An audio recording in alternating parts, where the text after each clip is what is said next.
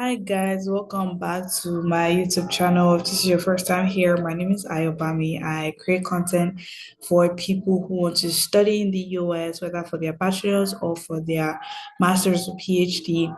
And it is very nice to have you here. If you're a returning subscriber, hi guys, thank you for coming back.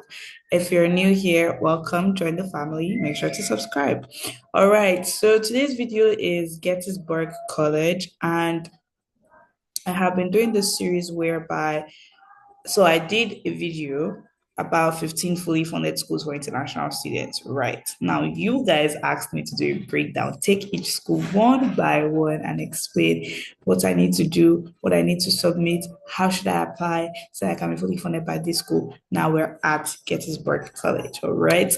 Getting into Gettysburg College. Okay, so let's get right into it. So, Gettysburg requires you to submit the common application in case you didn't know that. If you don't know what the common application is, or you're like, how exactly am I going to fill out this common application? There's a lot of questions and a lot of sections. I'm going to put the tutorial up here for you and also link it in the description box for you to watch all the videos. You guys, it's a playlist, it's 13 videos. In fact, I won't help your counselors. I filmed their part also. So thank me. Definitely make sure to watch it and share it with your counselors. Now, once you submit your common application, you will receive login details for your Gettysburg applicant portal. That portal is very important, not just for Gettysburg, but for every single school. That's where schools will update you. That's where your decision letter is going to be. That's where everything is going to be. Some schools will even tell you that. So, for students that join ECG, you guys, updates about ECG is coming. So definitely make sure to stay tuned. If you don't know what ECG is a 16-week program for undergraduate and graduate students now. Yes, we just added graduate students. And basically, we teach you how to apply to these schools. We're there with you, reviewing your documents, making sure you're applying to the right schools, and we are there with you up to the point that you resume in school. All right. It is absolutely free of charge. We only takes 15 students per cohort. So in June, we have 4 graduate students, and in August, we have 4 undergraduate students. Details, all of that coming soon. Stay tuned to this YouTube channel, and obviously make sure to follow us and follow me on Instagram in case I forget. I will not forget to shoot, don't worry. All right. This portal is very, very important. You need to have access. A lot of schools, after you submit your common app, they will send you an email. So make sure you activate it. Anything they tell you to activate, please, because that is where they are going to be communicating with you. Now to financial aid. Tuition and fees. How much is it to attend Gettsburg? Total cost of attendance is $89,380. So obviously a lot of times you don't end up paying $89,380 for those of us that have gone to school in the US because personal expenses are they the one that are spending for me, transportation, books and supplies. Now what you're paying for is tuition, and tuition is even the number of classes that you end up registering for, even though there's a required number of classes for international students that you're supposed to register for, not even classes, credits. Now, you need to do 15 credits each semester, and that would, whatever the cost of that, that's how much you actually pay for tuition. Housing and food, whatever hostel, whatever meal plan you choose, that's going to determine how much you end up paying. But this is an estimate, and this is what schools would usually use to say, oh, show us that you have $89,380. You don't have it, relax. We'll still have that money, but relax as of right now. So moving on to financial aid, we want to look at everything. So Gettysburg is committed to actually helping students and families to make sure that money is not a problem.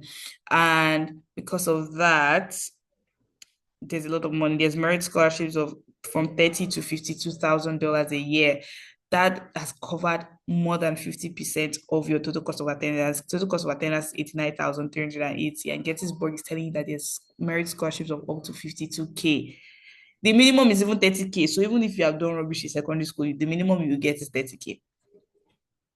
So if you're a top applicant, you can guarantee that at least I'll get $52,000 merit scholarships. Now deadlines. This school also uses the CSS profile, which most likely means that they have need-based scholarships. Somebody shout hallelujah. All right. Yes, we do Jesus here. Okay. So if you're doing early decision, you need to submit your CSS profile by November 15th. I believe that for everybody that has been on this channel before and has been in contact with me, you know that FAFSA is not for you as an international student. You can only fill the FAFSA if you're a US citizen or a permanent resident. Okay. I think DACA also get to fill the FAFSA. But if you're a US citizen that has schooled outside of Nigeria, you should be able to fill the FAFSA out. But it's a really, really long process because the FAFSA doesn't even open outside of the US. So yeah. So international students, let's go right into what you have to do. All right. So now, you know, there's student employment, there's different plans, but all of these obviously apply to US citizens. Student employment, obviously, you can apply to it um once you have resumed or enrolled in a particular school. So here is what Gettysburg is going to ask you for. You need to submit your completed application form, which is the common app. You need to submit SAT or your ACT. You need to submit TOEFL or IELTS depending on the country that you're from. Your application essay, a secondary school counselor recommendation, and one teacher recommendation. So this school is only asking you for 2 recommendation letters. And remember, merit scholarship is from 30K to 52K. So your common app already needs to be superb. All right. So they're asking you, regardless of whether or not you want financial assistance, you need to submit the International Student Financial Statement. So this is their own version of the ISFA, and this is applicable or available in your applicant portal. And you need to submit it by the deadline, November 1st, November 15th, and January. So you can submit your common app on that same day and be getting access to your portal on that same day and be submitting your international student financial statement on that same day. So obviously this school requires you, or common sense tells you that you need to submit your common app way before the deadline so that you can get access to your portal and enter your portal and fill the international student financial aid or international student financial statement before you now submit. You can see deadline November 15th. So have your common app ready before November 15th. In fact, October. So these are all the things that they require you to submit before they can review your application. So in case your counselor has not submitted your recommendation letter, your application is not complete, they're not going to review it. And something that you need to keep in mind is if your application is not complete as at the time of the deadline, your application will not be considered.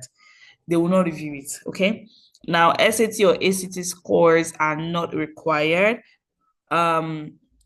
But it makes sense for you to, submit it if you have it. English language proficiency testing. If English has not been the language of instruction in the classroom for at least 2 years, or English is not your first language, then you need to come here because I know we have people that are not that they're not from English speaking countries, or they don't even have English as a language of instruction in their classrooms. So these are the tests that you can choose to write, any one of them, and this is the minimum that you need to get, right? So these are all the other things that you need to do. So interview is not really required.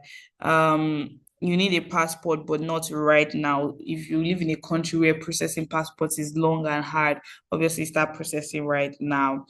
So for international students, this is everything that you need to do. If you don't apply for it, that means if you don't submit that international state financial aid statement by like before you accept it, you cannot be considered for scholarships anymore.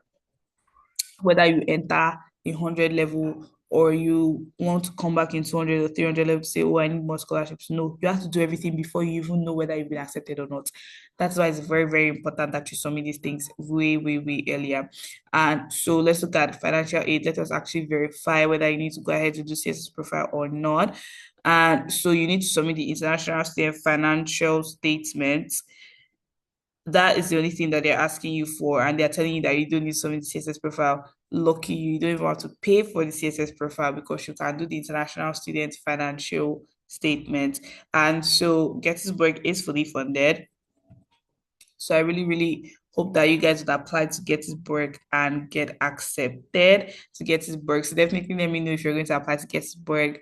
And at the end of the day, when you finally resume in school, please reach out to me so that I can know and I can obviously connect better. All right. So I'll see you guys in my next video where I would still continue this series, but it will be another school in that same list of 15 schools, all right? So definitely make sure to subscribe, make sure to share this video, make sure to like, and make sure to definitely comment. I'll see you guys in my next video. Bye.